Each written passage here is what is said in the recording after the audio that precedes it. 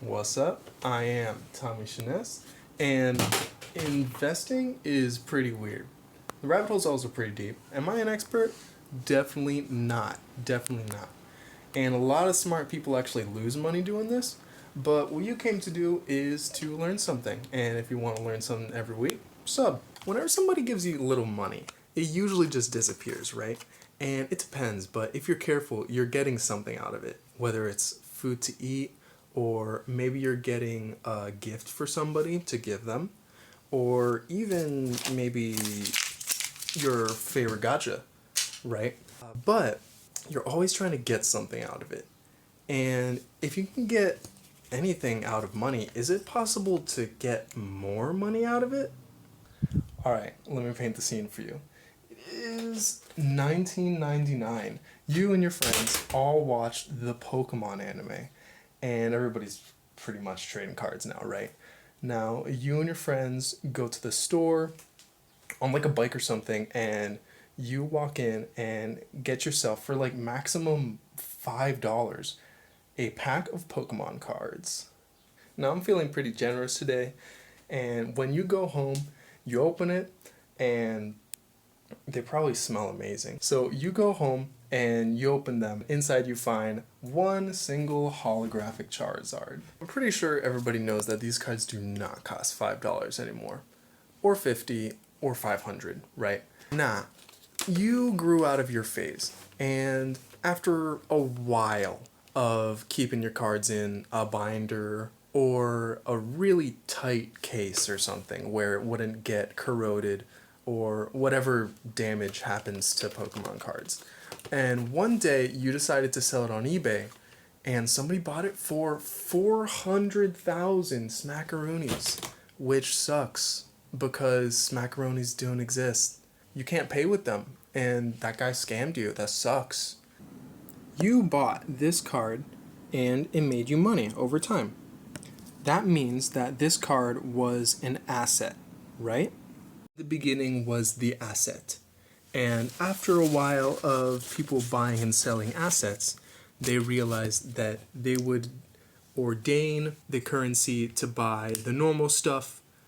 They would call it money, if their markers would work.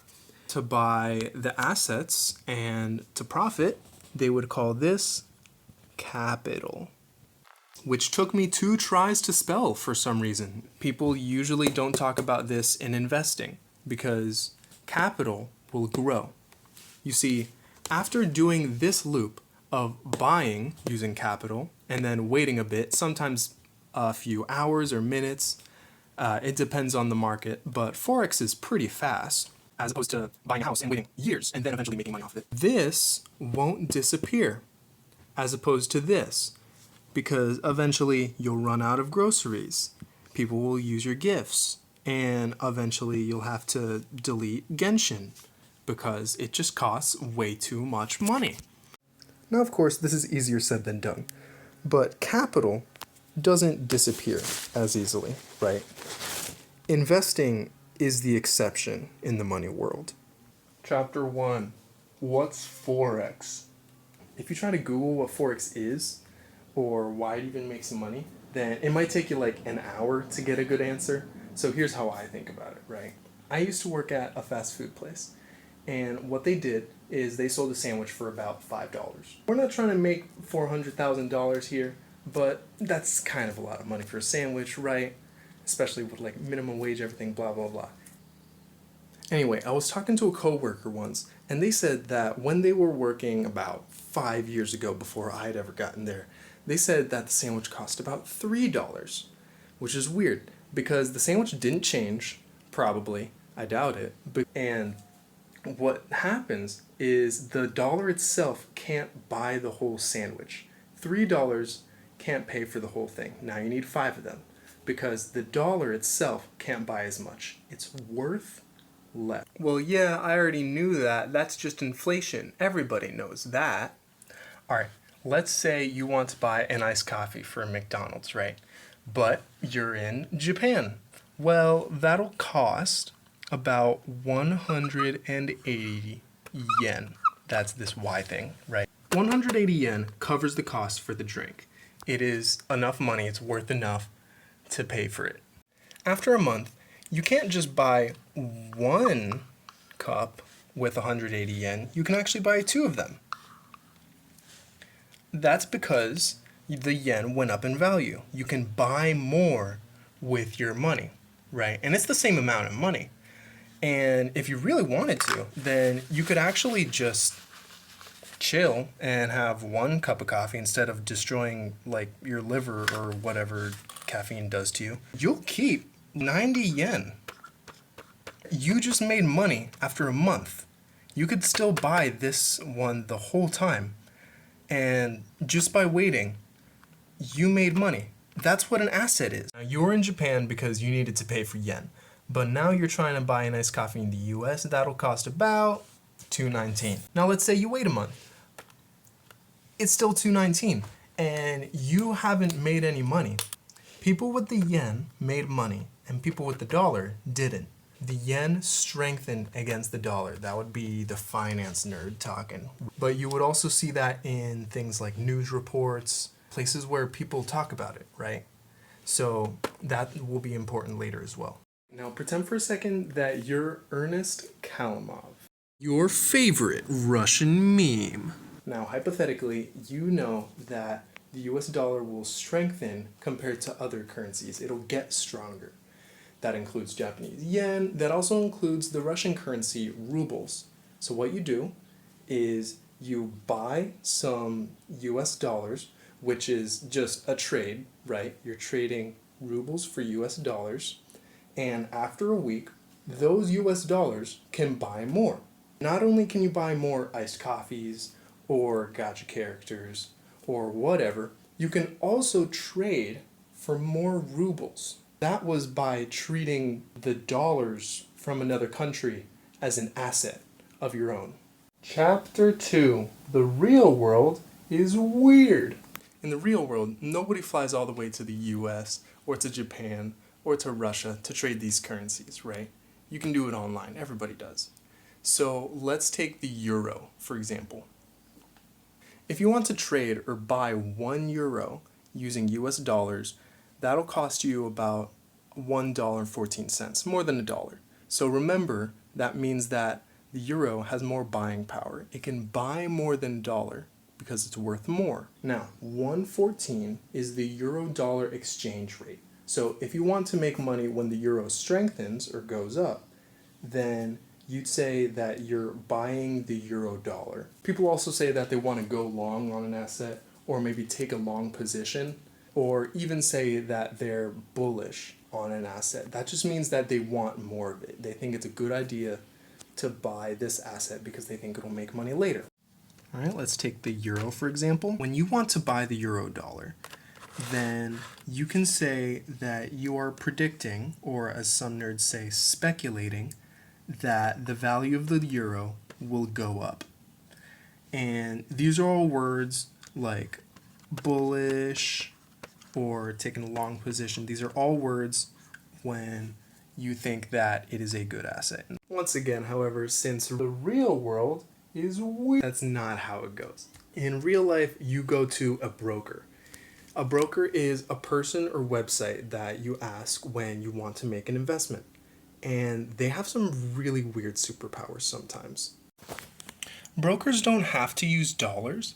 So what happens is after a while, you get these weird pairs that don't even have dollars in them. But they still have all this currency. So what you can do is say, if you think that the Japanese yen will strengthen against the euro, then you can say you're buying the yen-euro pair to the broker, right? When you sell, then they'll give you US dollars in return as your profit. Let's say that you're bearish on this pair and you think that you'll lose money when you buy this, then you can also buy the euro-yen pair. The one that you think will strengthen or increase in value is going to be the first one. So if you think that the yen will strengthen against the ruble, then you'll buy with the yen first here. So check this out. In the real world, the euro is strengthening compared to the yen. That's in general. So if you put your money into the euro, then it will grow faster than the yen. And you can see that with graphs like this. Over the last 5 years, this trends upward. That means in general, the euro is strengthening against the yen. Real world examples, cool. This is the basic concept of foreign exchange trading, or forex trading for short. And I want to try it out this week. I'm going to have to get a broker and hopefully not dox myself and have a little fun along the way. And the money will probably be pretty good too. Now this sounds a little too good to be true, doesn't it? Like trading on currency and betting that the currency will grow in value, right? I mean, that just sounds like chapter 3. Isn't this just crypto? So crypto and forex actually aren't that similar, and that's due to one thing: regulation. Now, if you want to buy a pair with the US dollar as the leading one, you think that the US dollar will strengthen over something else. That's a pretty stable bet, or at least you won't lose all your money doing it because of regulation. Since money isn't really backed by gold anymore, then you have to look and say, okay, tomorrow, am I going to be able to pull a dollar out and buy something at 5 below? Probably. Mainly because you can see a lot of indicators of that, and that affects forex investors. There's small businesses and big businesses, they're doing transactions, people are buying stuff now, and over time people have bought stuff. Your money's not just gonna disappear when you invest in it. Much of the value that goes into the US dollar comes from these economic indicators that tell you you will be able to use the dollar in the future. The other big player in the value is the Fed. It's this big government bank that tells us how much the dollar is going to be worth in the future and how much it is right now. And a lot of forex investors listen to this, along with all the other big central banks in other countries. You don't see that with crypto.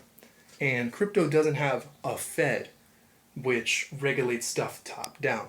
So it's more of a riskier bet. If we're looking at the line graph, right, this number can change, not based on if people can make money in some country or something. You can make your own crypto whenever you want.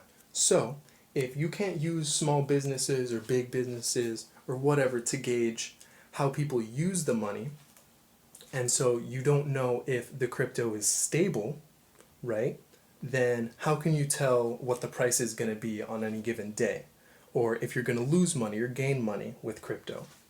Speculation. So you have to check, how do people think that this price will go up and down? How do people think that they should invest, right? Are people bearish or bullish? And in forex, that doesn't change too much because there's so much money in there.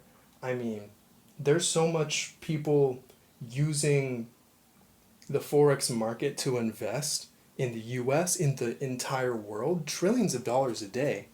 Meanwhile, in crypto, they don't have those numbers.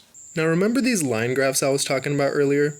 It's easier to make these numbers go up and down and affect how much money people are making when there isn't a big number of total money going into this system. Forex, depending on the estimates, has about 7 to 8 trillion going into the market every day. It's going into the market. There is so much money that's already there, and it's very, very hard to affect the price. And if you look at one of the biggest coins ever, they have 2 trillion total, much more easily affected. And so what happens is a few people can control when it goes up, and if you don't sell in time, you can also control when it goes down. And that leads to things like market manipulation, where you start out with a crypto and you buy a lot of it and a lot of people buy it, and that jacks up the price. People say, wow, this is going to be worth a lot. And then without telling anyone, some people sell a lot of their money that they invested in there without telling anybody. And then what happens is the values go down. And throwback to 4 years ago when, due to zero economic indicators, the value of Dogecoin shot up all the way up here from pretty much zero. And then it fell back down very, very quickly after that. The people that didn't sell in time all lose money. You can't do that in forex because that economy is staying. The main thing is not as risky as crypto by any stretch of the imagination. And it's backed by real life stuff. Right. And also check this out. Bullish and bearish, real words. All this money stuff's cool, but you can't solve happiness or cure anxiety forever with it. That's God's job. We've got to remember that. So stay tuned for the next video where I'll be trying some of this stuff out, getting a broker, all that jazz. Peace.